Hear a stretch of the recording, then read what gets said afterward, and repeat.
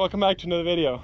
Honestly, I'll start off by saying I should have recorded like an hour ago because air seeder broke down. I was planting winter wheat right here, or rye, whatever you want to call it. Air seeder stopped working, couldn't figure it out. I was messing with it for like over an hour, trying to figure out what the problem was. Finally, we found the problem. On these gearboxes right here, this is how you set how much pounds per acre it's supposed to do. So you can just turn this little knob here, set it in how you want it to. So you have one gearbox for the front tank and the other gearbox for the back tank. And the problem that I was having is on these gears back here, they were slipping. So that one was actually the problem, but they're basically the same thing. So these gears right here, or this gear, was slipping across this back gear, and once these tines aligned up one on top of each other, it got stuck and it didn't want to move anymore, and then it wouldn't plant, neither the front one nor the back one, and they're connected via this shaft back here. So once the wheel turns, you know, this will turn here also, and with this turning, it was just slipping here because that was stuck, so it was just slipping here on this clutch, so it wasn't doing anything. But basically what we had to do, we just had to put another washer in between here. I ordered new gears like this. They should be coming here in the next week or so, but I just put another washer right here, move that gear closer to the back gear because it was able to move quite a bit back and forth, so I moved it closer. Now it shouldn't slip. It's still a bit loose, but at least this way, you know, I'll be able to go. I'll show you here. We just had to makeshift our own washer back here. We had a washer, but it was way too big, so we had to grind it down and cut it, make it smaller. But hey, it's working now. So I'm gonna put all this back together and then hopefully be on my way again. First thing first, gotta connect this one. Let's see, getting this one aligned up here, it's not gonna be the easiest of tasks. Maybe a little easier than I thought. There we go. That was actually not so hard. Thought it was gonna be harder than that. Screw on all these bolts here, or not bolts, nuts. Once those are connected, I gotta grab this shaft down here and slide this one on there because that's where that one belongs. Now I need my wrenches. And I believe it's a 19mm. Yep, that's what it is. Could really use an impact right about now.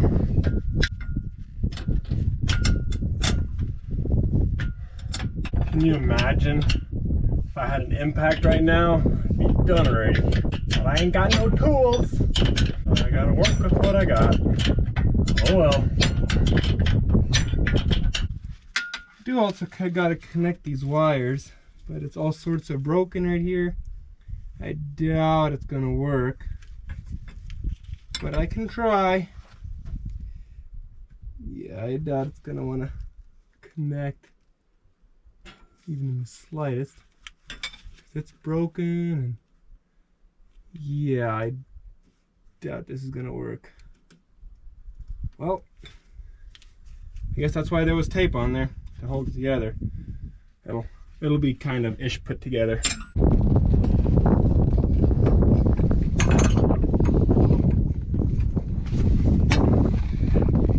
That has to go right there. And now that both gears are back where they're supposed to be, they do turn quite nicely. I turn this one too, it turns quite nicely too. But now all these pins over here, I gotta put these everywhere. I gotta put one down here that brings it to that shaft. There's also another one on here that I gotta put, and then I believe there's one on this side, one on this side, another one on this side, another one on that side, and another one on the bottom here. And I believe that side already has one. So yeah, I gotta put in tons of pins. And I can't forget this bar, because you kind of need that if you want both of them to drive. But yeah, power comes from the wheel. It goes through the first gearbox and then it aligns to the second gearbox. So if the first gearbox is broken, your first one's not going to work either. And the reason why we took both of them off is because earlier I was thinking I was going to take this one off here and just put it to the back one, that way I could still drive, not have it connected, because I thought the whole gearbox was shot, but it looks like it's just the gears behind there. So that's why I did not end up switching it. But I'm hoping the parts will come in soon. If it breaks in the middle of this, we'll have to just wait for the parts, but I'm hoping I can finish air seating today what I need to.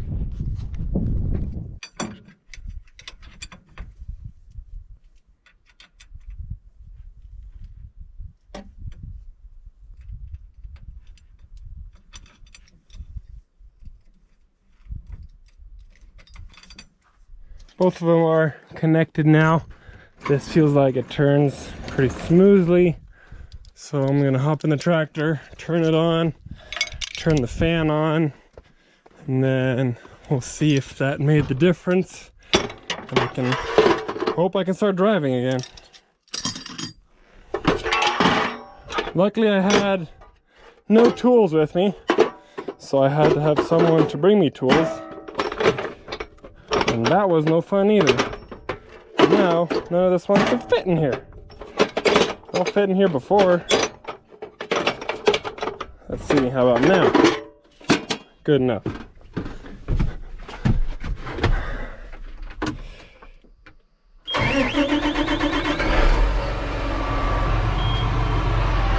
Wait for this all to boot up. I know that that sensor's not working. Been missing for forever. So let's turn on the fan. Oh, before we go, yeah, we'll make sure both those are engaged. Let's see if it works. Let's hope it does.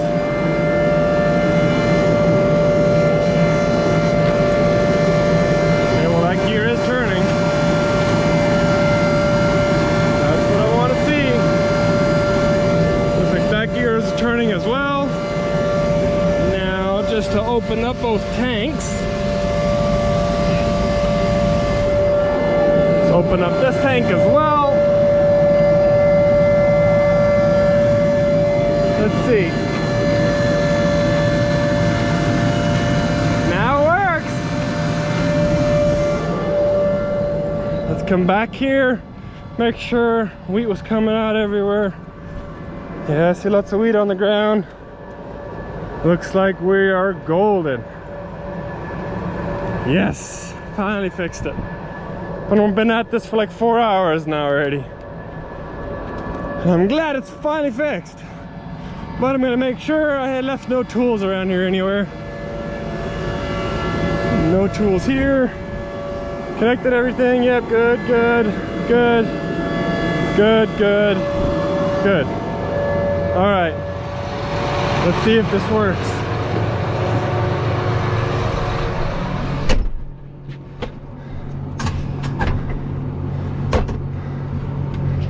Air seeder is up already. Fan is at 3,100. I want that to be at 3,600. It keeps adjusting itself, but I always gotta mess with it. The hydraulics, it usually will change itself after a while. Turn auto track on.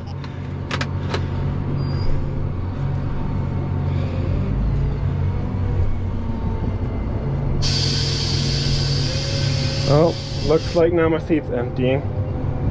Yes, this is how I drive an IVT. I don't know if it's the wrong way, but I know for dang sure it's the easiest way.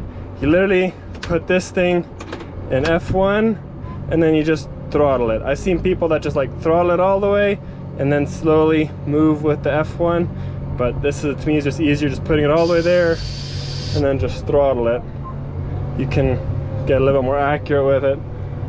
But anyways, let's see, GPS on. Get back into my line here. Let down the air seeder. see, is it working? Front tank doing 40 pounds an acre, and back tank doing 56. It's supposed to be doing 60, but it'll be fine if it does a little less. It looks like it's finally working. All right, we're back in business. Going 7.5 miles an hour. You love to see it. 45 feet wide.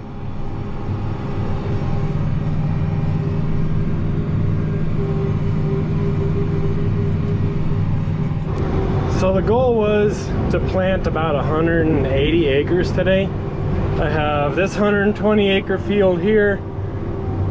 We do everything with center pivots. So this is a 7 tower center pivot. It's 120 acres. And then I need 60 acres on another 7 tower pivot. So I don't know if I'll get it done today, but I'll definitely try to at least get this circle done. I had a full air seeder worth full of wheat, and that should last me enough to finish 120 acres. So I have the seed tender back at the barn, and that barn is like 10 miles away. I really don't feel like driving back just to get a little bit more seed, so I'm really hoping that this will last me all day. I'll be out here for a while because it's 424 and I've only done about a little over 30 acres. So it's definitely going to be a while until I'll be out of here. And now that I'm at the shorter rows of the field, I'm now going to do the edges of the field. And since I'm now done with this half, I'm also going to put the pivot on 100% reverse with my phone here. Let that go, and then the pivot will move on to this half, move out of the way of that half, and then I'll be able to start air seeding on that half. This app is really handy. It tells you quite a few things. It shows you what degrees it's at, what kind of percent you want it to do, how many inches you want it to water down. It's really handy for sure. And moving at night, I'm definitely being a little bit more careful than usual because I do have a massive air seeder behind me, so when there's a vehicle coming, I make sure to get completely off the road, and I'm pretty sure they see me, because with all this light and all the flashers, yeah, how can you miss this big of an equipment? But nonetheless, I still move off the road completely. Wouldn't want anyone to get an accident this late night, so being a little extra careful. Yeah, you can definitely tell that the people around the area, they've seen a few tractors in their day, because they can definitely, well, they know how to slow down and drive a little slower past you, because you can tell that they're being careful too. They're aware of the farmers in the area. But I like the people around here. They're usually very, very nice when it comes to farm equipment.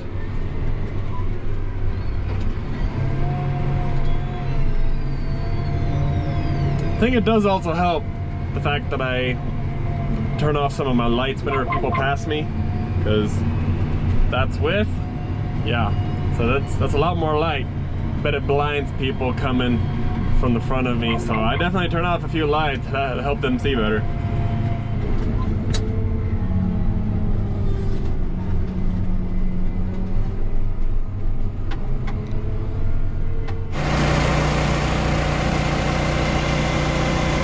Refilling. There wasn't enough to fill up the entire air seeder because the seed tender was only half full. So I'm going to take that air seeder back to town. We have a couple of silos, so I'm going to fill those up. And in the meantime, did I turn off all the lights, right? Yeah, okay. Yeah, I'm going to take the seed tender back to town, fill it up with wheat or rye, and then I'll bring it back here tomorrow morning, and then I'll continue air seeding. But as for now, I'm going to call it a night. See you all in the morning.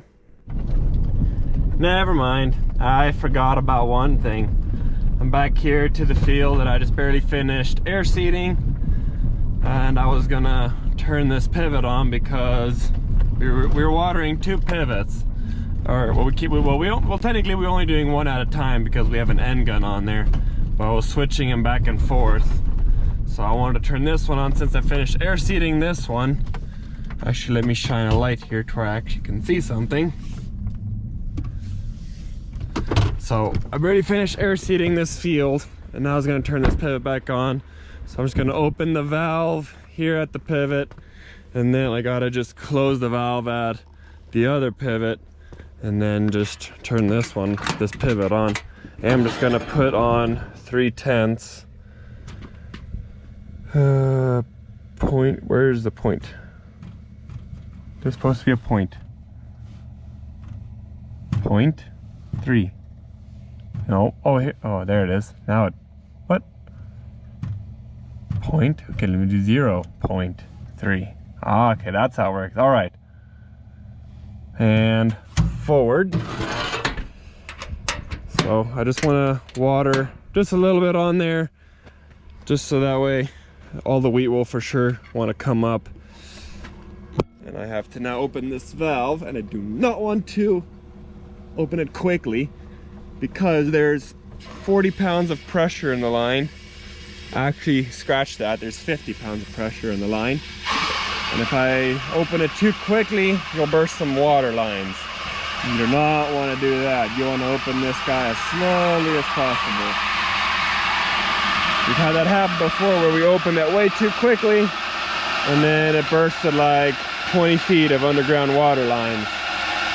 Not a fun day to be fixing things, that's for sure.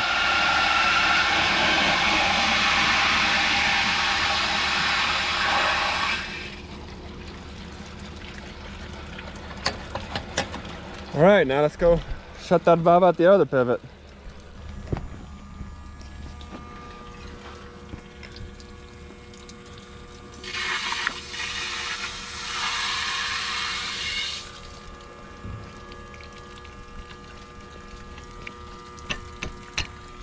Valve is closed. And pivot is off.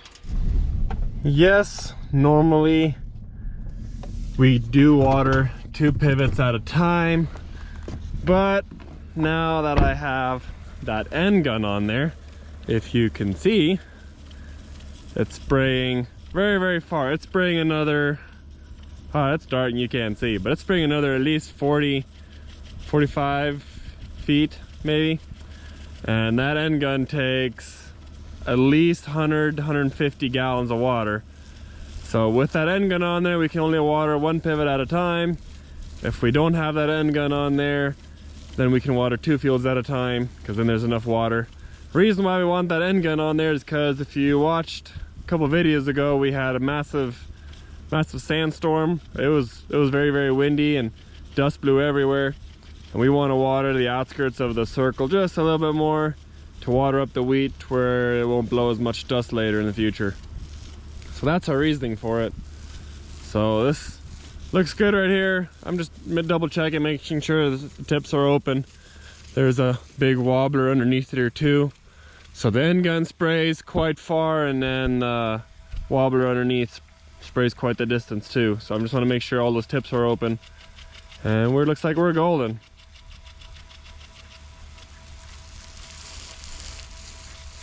Very satisfying to watch though, that's for sure.